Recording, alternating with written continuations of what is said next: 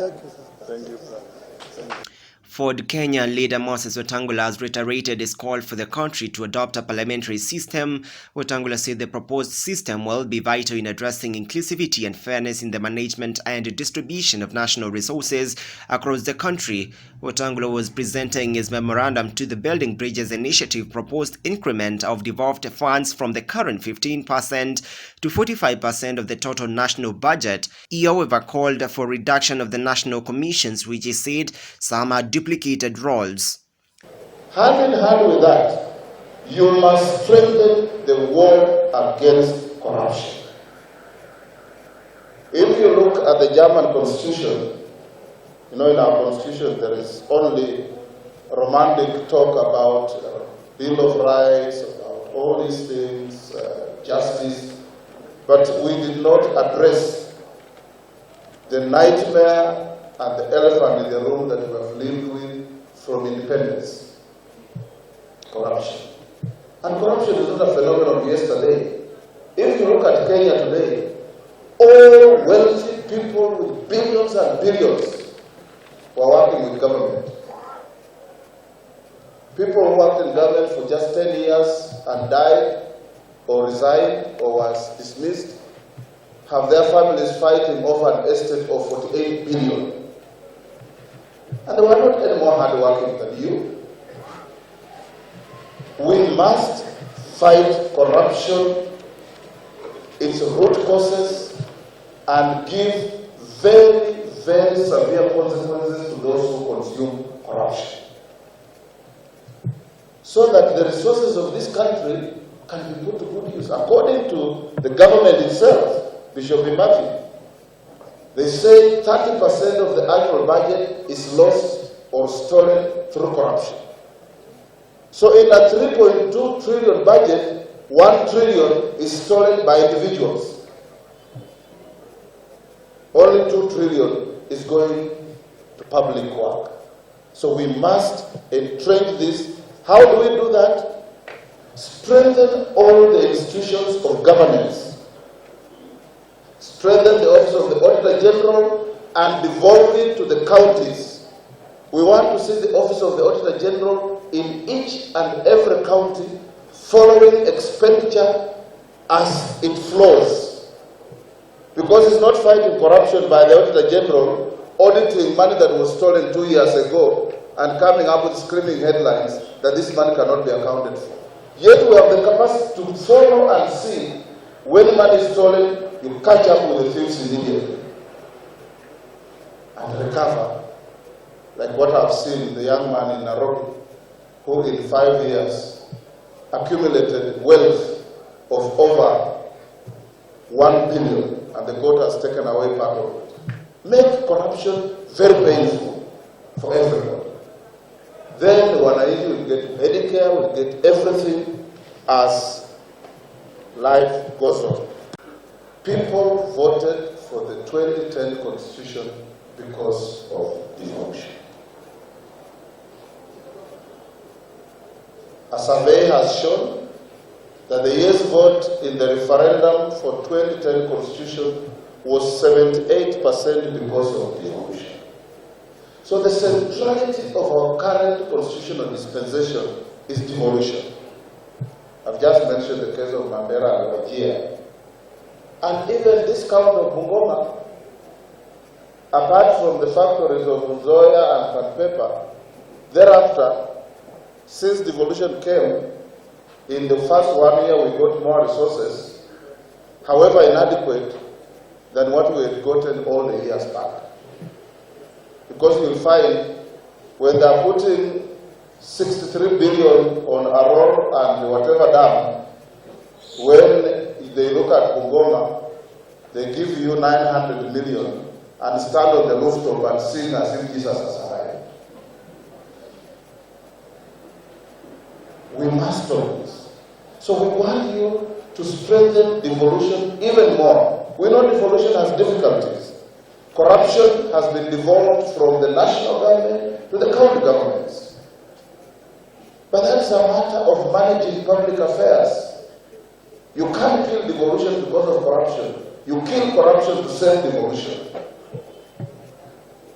So we want to urge you as a leadership that in our view, we want, number one, shareable resources should be based on annual budgets, not on audited accounts. This must be engraved clearly in the Constitution. Because right now, you are sharing revenue based on audited accounts of 5 years ago. In a budget of 3.2 trillion, what is shareable is less than 1 trillion because of the structure of the Constitution. I want to encourage you that shareable resources, if you go to Nigeria, they don't share resources based on accounts. They share resources based on annual budgets. That in a budget of 3.2 trillion, if we say 45% go to devolved units, then we know that Bungoma, Wajir, wherever, Siaya, will never go to Nairobi with a begging power to kneel before anybody to ask for development. They'll build their own industries, they'll tarmac their own roads, they'll do everything. In fact, in Nigeria, because of devolution, Nigeria has, in the last 2 years, overtaken South Africa as the largest economy on the continent of Africa because of sending money to the ground to grow everywhere. And in Nigeria, 52% of the annual budget is given to devolved units. 48% is left with the national government. I want to urge that you give 45% minimum of the annual budget to devolved units. Then quick calculation will show that account like Bungoma will be getting an average of 40 billion per annum. And there's nothing we can't do. So why create a commission, spamming millions, and they sit there doing nothing, or whatever they say, nobody cares? So you must look at how many constitutional commissions we have and twiddle down to the bare necessity that we require. So that you can also cut down on what people are calling the punguza mizigo. And Chairman, when you guys were set up, I thought you'd finish your work very quickly. Now you have left the field bare, and nature abhors vacuum. So other players have come in. Now you are going to compete with them. We have our own views, and those are not for here. Naitwa Fred Msebe, ni nominated MCA Bungoma County Assembly. Ningependa kusema the initiative ya building bridges ni nzuri sana kwa sababu it talks about how Kenya can best be run. Na mimi ningependa kusema sisi kama vijana mara nyingi tunakaa tunajiuliza kama handshake ingekuwa interpreted theoretically, it could be a very good thing that happened to Kenya. But practically, what is happening after it is just the handshake is for the few, is for the two people who did it. It's not for all of us as Kenyans. It could have been for all of us as Kenyans. Because as we are contributing to the building bridges, decisions are already made, which are affecting us. Look at the SGR. The SGR, it's just common sense that even the former route that was going through Bungoma was much reasonable, but it's diverted. And many more things that it doesn't need rocket science to tell that it is the ethical exclusion or what it is at the highest gear even after handshake. That one must be corrected. 2, we have the punguza mzigo bill. That bill is 80% good because it is pro-devolution. It talks about increment of devolved funds. It talks about removing the 290 constituencies. It really talks about punguza mzigo. But the 20% will cost it. Because of the 20%, mimi kama kijana, kwanza it doesn't talk about the youth anywhere. And as a representative of the youth, I'll refuse it, I'll reject it because of the 20%. It being a pro-devolution, it's a good bill. But because of the small 20%, which may make us suffer, we are rejecting it. So from that point of view, as a member of the County Assembly of Bungoma, will not support the punguza mzigo, because I remember since independence, around 50 years, we had international debts of less than 2 trillion. Just 10 years after we vote in the new constitution, we have over 5 trillion international debts. The mzigo that we wanted, I think we wanted a shortcut to development. When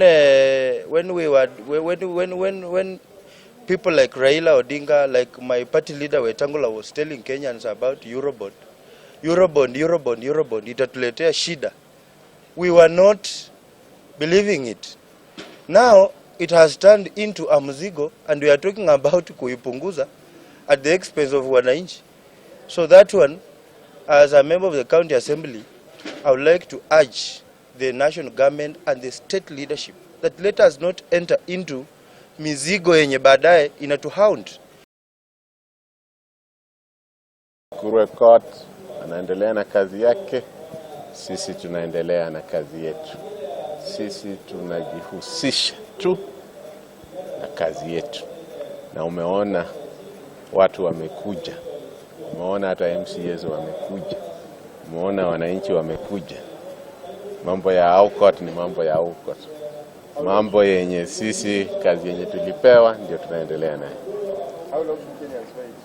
Tuko mpaka na mwezi wa 10 na tutapatiana ripoti yetu by mwezi wa 10. Venye tumekuja Bungoma leo, nafasi ya kwanza inapewa kwa viongozi, na kama mlivyoona Deputy Governor, Senator wa Bungoma na mwakilishi wa MCAs wote walipeana maoni kabla tuanze kuenda kwa wananchi. Sasa zile tumeenda kwa wananchi venye tumeanza, tunahakikisha ya kwamba hayo jambo 9 ambayo yalitambuliwa na rais na former prime minister yote yanapata nafasi ya maono kutolewa. Na hayo ni uchaguzi tata, ni ugatuzi, ni ufisadi, ni ujumuikaji, ni ulinzi na usalama, ni ukosefu wa maadili, ni haki na jukumu, ni ujumuikaji na ni ustawi wa pamoja. Kwa hivyo tutakapomaliza mwendo wa saa 10 tutakuwa tumehakikisha ya kwamba wananchi wameweza kutoa maoni yao. After hapa tutaenda tumalize hizo kaunti 2 zimebaki zenye nimesema, na kusikia washikadau wengine wenye wamebaki, alafu tutaenda sasa retreat kuandika report yetu.